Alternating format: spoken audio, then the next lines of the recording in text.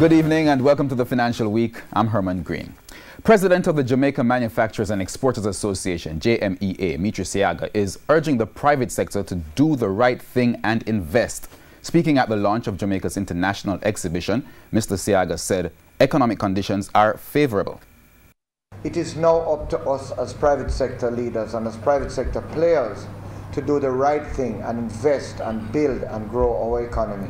And the JIE is the most attractive place to so do.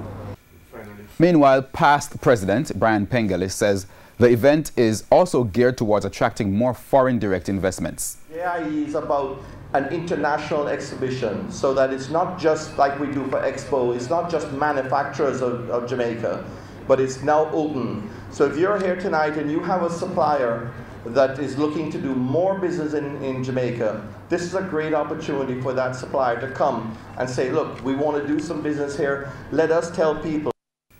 The exhibition will open on May 30 and will run through to June 1 at the Montego Bay Convention Center.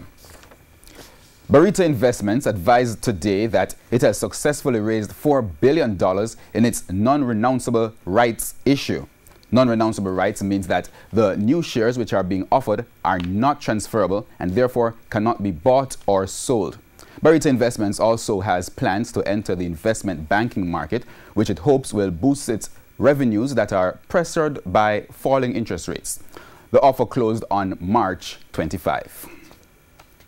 We go on to currency trading as the Jamaican dollar continued its week-long slide today. Since the start of the week, the local currency has lost 3% of its value compared to the US dollar. The greenback ended the day selling for $129.40.